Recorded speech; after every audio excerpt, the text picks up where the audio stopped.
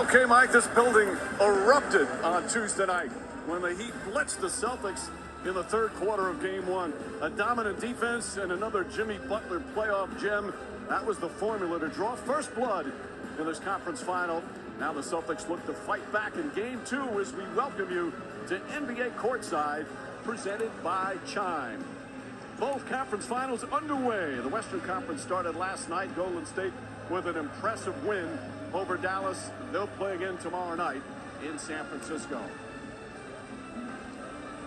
And good evening, everyone. With Mark Jackson and Jeff Van Gundy, Mike Green on hand, Lisa Salters with us as well. We have seen some incredible individual performances so far in these 2022 NBA playoffs, and one of them was on Tuesday night. Mark, you look at Miami and Jimmy Butler, his talent and toughness was on full display. It absolutely was. He impacted the game. Matter of fact, he took over the game and he imposed his will against this Celtic team. The most impressive thing to me, he didn't just do it on the offensive end. It started defensively. Took pride and took the challenge. Fighting over screens. Doesn't die on a switch with P.J. Tucker. Multiple epic plays. Gets back into the picture. This is an open jump shot for Jason Tatum. But look at the ground he covers by pursuing the shot attempt, blocked the three-point shot attempt. He didn't just stop there. Look at the eyes, the recognition, the reaction, alert and aware. Comes up with the steal off the great anticipation, easy offense off the steal. And offensive, he was spectacular. Grown man strength, time and time again. Had a mindset to take over. And a recipe for disaster to me against this Celtic team, against Jimmy Butler. You don't want to allow him to get to the free throw line by carelessly and recklessly fouling. 17 for 18 from the free throw line, paid the price. Put him in rare company, rare air company that is. Only Michael Jordan and Jimmy Butler put up these type of numbers in a conference finals. He absolutely dominated, Coach. Well, he dominated, and they dominated the third quarter, outscoring the Celtics 39-14. And they did it at the defensive end. You look at those numbers, forcing 8 turnovers, generating 6 steals, 5 block shots in that corner, and that fueled their offensive attack in transition. They were great, they are active, and they are tough. Well, it'll be fun to see how the Celtics respond. They did get good news today in terms of player availability for tonight. With the latest on that, let's go to Lisa Salters. Hey, Lisa. Hey, Mike. Well, remember, just hours before the start of Game 1, the Celtics found out that they were going to be without Al Horford after he tested positive for COVID on Tuesday morning. And now again, Boston gets the news just this afternoon, but this time that they're getting Horford back.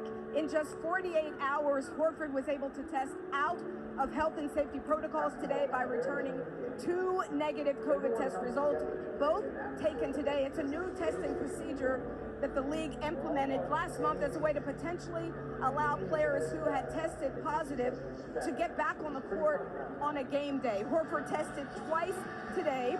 Both tests had to be negative.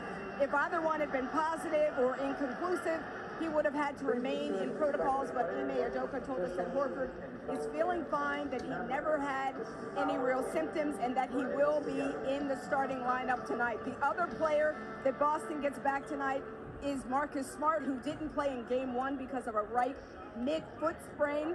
The soreness and swelling in that foot has apparently responded to treatment over the last couple of days, and Smart also, Mike, will be back in the starting lineup. Thank you, Lisa. So reinforcements for the Boston Celtics and, of course, for Jason Tatum. He had a strange Game 1. In the first half, he was magnificent, but he got mauled in the second half like his entire team did. How does he have to adjust against this Heat team?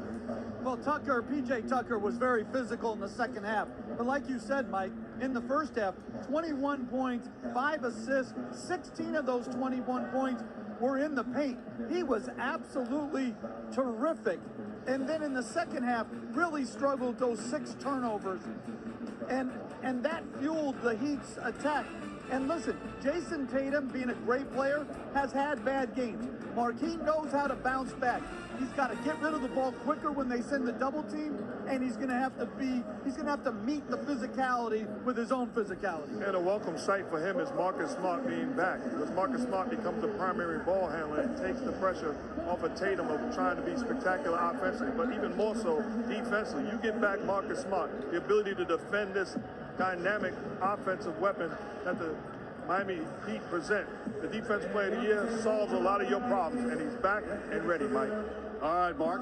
Well, the Celtics have yet to lose 2 in a row in these playoffs. The Heat have yet to lose at home in these playoffs. One of those streaks ends tonight as we get closer to Game 2 of the Eastern Conference Finals from Miami, Florida. Jason Tatum is that dude. He's a superstar. Oh, tough shot. Blocked by Tatum. Sidestep three-pointer. Puts it in. Jason Tatum. Oh, blocked. What a turnaround. Oh, Jimmy Buckets. Oh, he knocks it down. Mama, there goes that man. NBA Courtside on ESPN is presented by Chime.